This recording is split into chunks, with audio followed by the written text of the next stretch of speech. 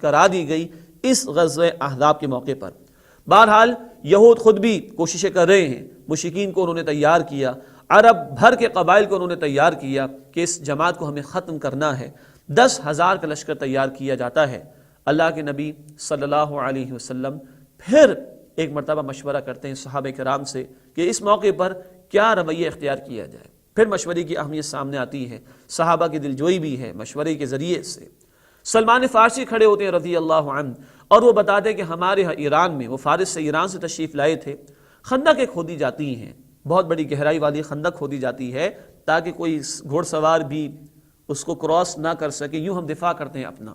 اللہ کے نبی صلی اللہ علیہ وسلم نے یہ تجویز قبول فرمائی اور خندق کھودنے کا حکم بھی دیا، اور آپ خود اس خندق کے کھودنے میں شامل ہوئے۔ توجہ کیجئے گا، ہمارے ہاں کے لیڈرز کی طرح، ہمارے ہاں کے بڑوں کی طرح کونے کھدروں میں کمروں میں بیٹھ کر نہیں، بلکہ عین صحابہ کرام کے درمیان رہ کر اللہ کے رسول صلی اللہ علیہ وسلم نے یہ جد و جہد فرمائی ہے۔ چنانچہ آپ صلی اللہ علیہ وسلم خود شریک ہیں اور صحابہ پڑھتے ہیں اللہم لا عیش الا عیش الاخرہ، اے اللہ عیش تو اصل میں آخرت کا عیش ہے، آرام تو اصل میں آخرت کا آرام ہے۔ اللہ کے نبی فرماتے جاتے ہیں فاغفر للانصار والمہاجرہ، اے اللہ انصار کی مغفرت بھی فرما دے، اے اللہ مہاجرین کی مغفرت بھی فرما دے۔ یہ ہے خندق کھودی جا رہی ہے، اللہ کے رسول صلی اللہ علیہ وسلم بنفس نفیس موجود بھی ہیں۔ غزوہ احزاب کا موقع ہے، توجہ کیجئے گا، 4 نمازیں قضا ہوئی ہیں۔ خندق کھودنا بھی ضروری تھا مسلمانوں کے دفاع کے لیے، 4 نمازیں اس جد و جہد کے درمیان قضا بھی ہوئی ہیں۔ یہ اتنا اہم مسئلہ پیش آ گیا تھا۔ ایک صحابی اللہ کے رسول کے پاس آتے ہیں صلی اللہ علیہ وسلم، اپنی قمیص ہٹا کر دکھاتے ہیں اور کہتے ہیں کہ یا رسول اللہ صلی اللہ علیہ وسلم، دیکھیے میں نے اپنے پیٹ پر ایک پتھر باندھا ہوا ہے تاکہ پیٹ دبا رہے اور بھوک کا احساس نہ ہو۔ کس قدر قسم پرسی کے عالم کی بات ہوگی، کتنے شدید مصائب کا معاملہ ہوگا، لیکن اللہ کے رسول اپنا کرتا ہٹا کر دکھاتے ہیں، وہاں ایک نہیں 2 پتھر بندھے ہوئے تھے۔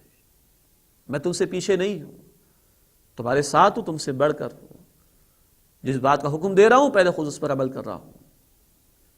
یہاں پر آیت آئی ہے، مشہور آیت جس کی تلاوت میں نے شروع میں کی تھی، سورۃ الاحزاب آیت نمبر 21، لقد کان لکم فی رسول اللہ اسوۃ حسنہ، یقیناً تمہارے لیے رسول اللہ صلی اللہ علیہ وسلم کی زندگی میں بہترین نمونہ موجود ہے۔ یہ سورہ احزاب کی آیت نمبر 21 ہے۔ سورہ احزاب کے رکوع نمبر 2 اور رکوع نمبر 3 میں جیسے کہ عرض کیا گیا غزوہ احزاب پر تبصرہ آیا ہے، اور یہ آیت بالکل درمیان میں آئی ہے، تو اس کا کوئی ربط تو ہوگا نا، کوئی لنک تو ہوگا نا۔ ایک اللہ کے رسول کا اسوہ کامل پوری زندگی کے معاملات کے لیے، کئی انگلی اٹھا کے بتایا نہیں جا سکتا کہ یہاں اللہ کے رسول صلی اللہ علیہ وسلم کے اسوہ میں کوئی تعلیم اور ہدایت موجود نہیں، لیکن ریفرنس ٹو دی کانٹیکسٹ کے اعتبار سے، سیاق و سباق کے اعتبار سے کون سے اسوہ کی بات ہو رہی؟ اللہ کے رسول خود خندق کھود رہے ہیں، خود بھوک اور پیاس کو برداشت کر رہے ہیں۔ یہ خندق کیوں کھودنی پڑی؟ مدینہ کے دفاع کے لیے۔ مدینہ کا دفاع کیوں ہو رہا ہے؟ مشرکین مکہ حملہ کرنے کے لیے آ رہے، وہ حملہ کیوں کر رہے ہیں؟ یہ جنگ کیوں ہونے چلی ہے؟ اللہ کے دین کے غلبے کی جد و جہد کے دوران باطل کو مٹانے کے لیے اور حق کو غالب کرنے کے لیے جنگ بھی کرنا پڑی ہے۔ تو اللہ کے نبی صلی اللہ علیہ وسلم اور اہل ایمان پر، مدینہ پر حملہ آور ہو رہے مشرکین مکہ، ان سے دفاع کرنے کے لیے خندق کھودنی پڑی ہے، جس میں خود اللہ کے رسول شریک ہیں۔ اس کھودنے کے دوران خندق کو، اس محاصرے کے دوران جو مشرکین مکہ نے کیا، بھوک بھی آئی، فاقے بھی آئے، اگر صحابہ نے برداشت کیے تو اللہ کے رسول بھی برداشت کر رہے تھے صلی اللہ علیہ وسلم۔ عزیزان گرامی، آج اس جد و جہد سے ہمارا کتنا تعلق ہے؟ اسوہ رسول صلی اللہ علیہ وسلم میں ایک ایک سنت مبارک ہے، لیکن یہ 23 برس کی سنت، اللہ کے دین کی جد و جہد، اور اس کے دوران یہ فاقے، اس کے دوران یہ جنگ کے معاملات، اس کے درمیانی بھوک اور پیاس، اس کے درمیانی محنت اور مشقتیں، آج یہ اسوہ ہمیں یاد ہے یا نہیں؟ اللہ مجھے بھی سوچنے کی توفیق دے، آپ کو بھی سوچنے کی توفیق عطا فرمائے، اور عملاً اللہ ہمیں اس جد و جہد میں شریک ہونے کی توفیق عطا فرمائے۔ تو یہاں فرمایا کہ لقد کان لکم فی رسول اللہ اسوۃ حسنہ، یقیناً تمہارے لیے رسول اللہ صلی اللہ علیہ وسلم کی زندگی میں بہترین نمونہ موجود ہے۔ بہرحال خندق کھودی گئی، کچھ لوگوں نے مشرکین کی طرف سے خندق میں اترنے کی کوشش کی لیکن ناکام ہوئے، اکا دکا لوگ مارے بھی گئے لیکن خندق وہ پار نہ کر سکے، اللہ کی مشیت تھی۔ 1 مہینے تک محاصرہ رہا، 10,000 کا لشکر موجود رہا، ان لوگوں کو اپنے لوگوں کے لیے کھانے پینے کے لیے غذا فراہم کرنا بھی مشکل ہو گیا۔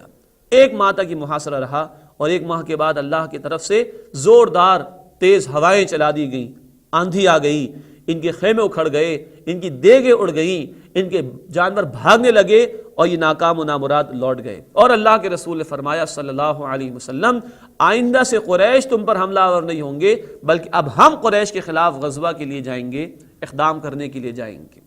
یہ شدید آزمائش سے اہل ایمان کو گزارا گیا، لیکن وہ ڈٹے رہے۔